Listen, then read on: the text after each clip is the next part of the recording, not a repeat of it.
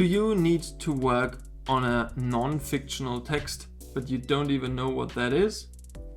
This video is right for you because we'll talk about what non-fictional texts are.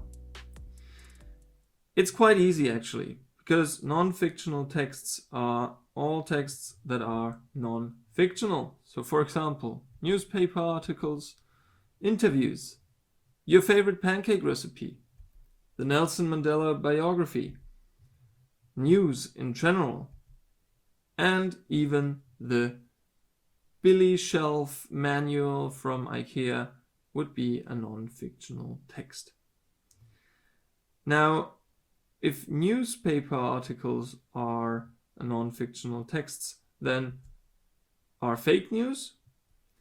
I would say they're not, because fake news claim to be non-fictional, but in reality they are completely fictional. They are fake, so this is fiction in my opinion.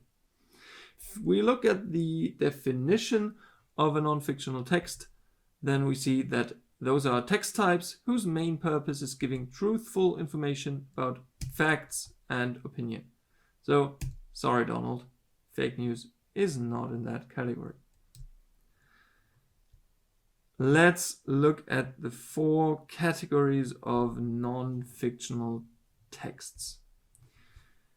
First of all, we speak of non-fictional texts when we have expository texts. So for example, news articles, interviews. If we have descriptive texts, like a feature story about something or someone, or a biography.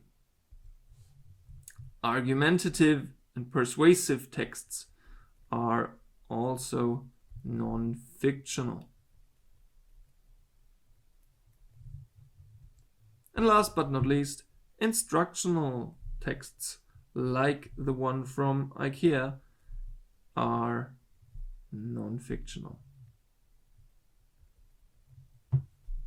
So those are the 4 main categories, and now we'll take a look at how to analyze, how to work with a text like this.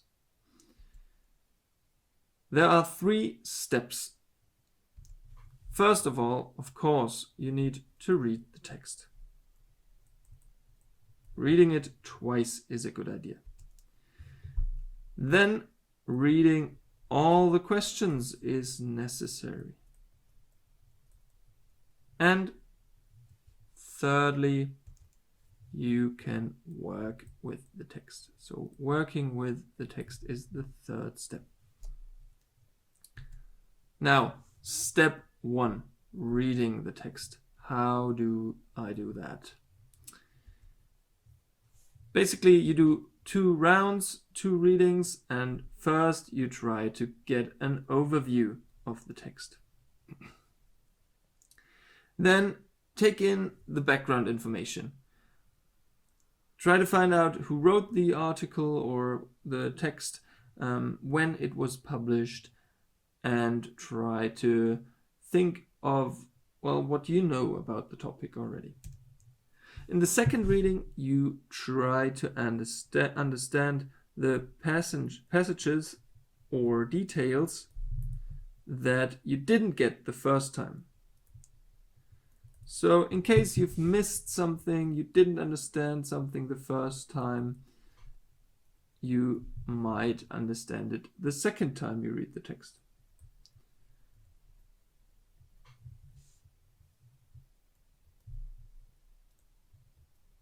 The second reading is a close reading for details.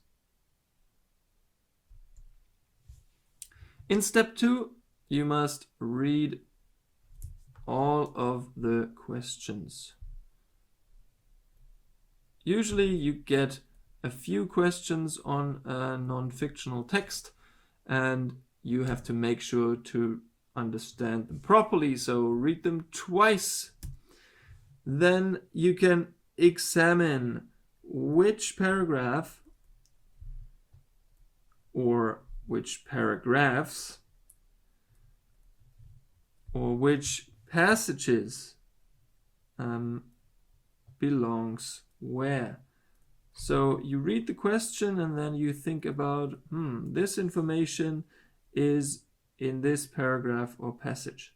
So you examine which paragraphs or passages each question or task refers to.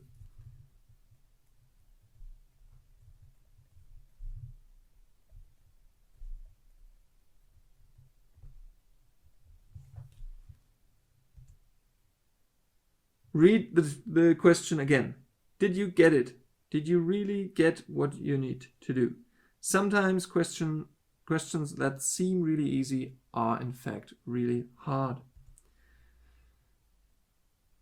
Also, you must look out for keywords in your tasks. So for example, describe would be much easier than comparing something. So if you need to describe something, you might need less time than if you need to compare something. Step 3, working with the text. Now finally you can get out your highlighters and you can highlight keywords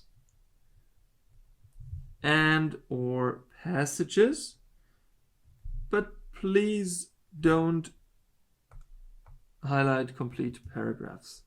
Okay, it's just a waste of time. If you really do have a paragraph that you say is important for one question, then you can make a wavy line.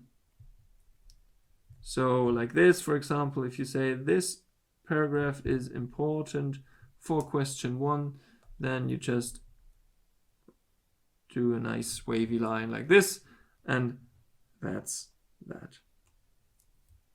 Last tip, last but not least, use different colors.